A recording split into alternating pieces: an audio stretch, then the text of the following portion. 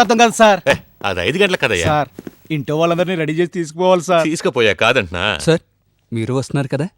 పిల్లలతో కాదు కానీ తోడేసుకొస్తా, అది కూడా పెళ్లి కూతురు తరఫున. ఎందుకంటే నందా నన్ను పిలవలేదుగా. వదిలేండి సార్, అతనే ఏదో టెన్షన్లో ఉన్నాడు. అంతేలే కన్నా, అదృష్టం ఓవైపు దడితే ఇంకోవైపు దరిద్రం దొరుకుతుంది. కాలం గడిచే కొద్దీ అర్థమవుతుంది. సార్ ఇవాళ పెద్దన్న కేసు కోర్టులో హీరింగ్ ఉంది, మన శక్తిని ప్రొడ్యూస్ చేయాలి సార్. అయ్యా అవును కదా. అవును సార్. అయితే ఓ పని చేయండి, నిస్తాదానికి మీరేళ్ళండి, నేను కోర్టుకు అంత టైం ఉండదు సార్, లేట్ అవ్వచ్చు. నందా దగ్గరికి మీరు వెళ్ళండి, కోర్టు పని నేను చూసుకుంటాను. ఏమే, నువ్వు అతనికి ఫ్రెండ్, నేను శత్రువుని. ఫ్రెండ్ వెళ్ళకపోయినా పర్వాలేదు సార్, అదే శత్రువు వెళ్తే ఫ్రెండ్ అవ్వచ్చు. లాజికా? అయితే నేను నిస్తాదానికి వెళ్ళి నీ తరఫున విషయం చెప్తాను. అలాగే ఇక దాసు సార్ వెళ్ళు. ఆయనతో ఊరు బాబు ఇదే ఏందయ్యా 10 పైసల ప్రయోజనం ఉండదు సార్. ఓయ్ చేతి ఖర్చు కూడా దుడ్డు లేదు సార్.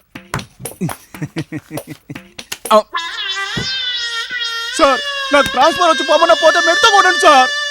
సార్ ఆడుంటే ఆన్లైన్ చేస్తాను సార్ పని. అబ్బా సోదాపి బయలుదేరు, వెళ్ళు స్వామి. రాండి సార్ వెళ్దాం. సార్ మీరు బుల్లెట్ తీసుకెళ్తారా? నేను జీప్ తీసుకెళ్తాను. ఓకే. పెళ్లి కొడుకు వాళ్ళు వచ్చేస్తుంటారు. అదిగో వచ్చేసారు. రండి రండి, అందరికీ నమస్కారం. ఈడ చూడు బాబా. రండి బాబు కూర్చోండి. నమస్తే సార్. Good morning sir. రండమ్మా. రా కూర్చో. మధు అంతా నువ్వు కూర్చున్నట్టే జరుగుతుంది. ఉన్నట్టుండి నిశ్చితార్థం ఏర్పాట్లు చేశారని తప్పుగా అనుకోండి. ఏంటంటే ఇది దాటితే మరో మంచి రోజు లేదని జోష్యుడు అన్నాడు. అందుకే బావగారు, కళ్యాణం వచ్చినా కక్కొచ్చినా ఆగదని పెద్దలు అంటూ ఉంటారు. ఆ. జరగాలని రాసుంటే అంతా అనుకోకుండానే జరిగిపోతుంది. అన్నయ్య, మా కోడలి పిల్లేది? ఆ గదిలోనే ఉంది తల్లి. ఆహా.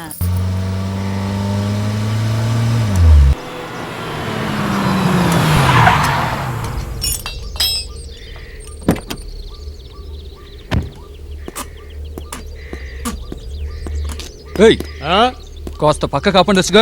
పంచర్ అయితే నేనే చేసేది. ఏయ్ లేవరా.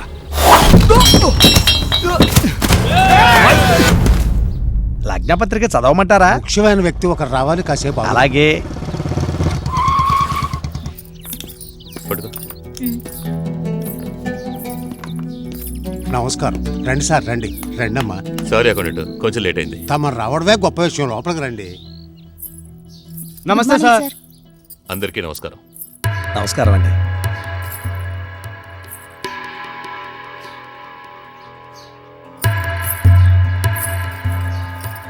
దీనింటికి ఈడికి తీసుకొచ్చినారా? ఈవిడ నా భార్య. అయ్యిందా? అవన్నీ నీకు అవసరమా? Sorry sir.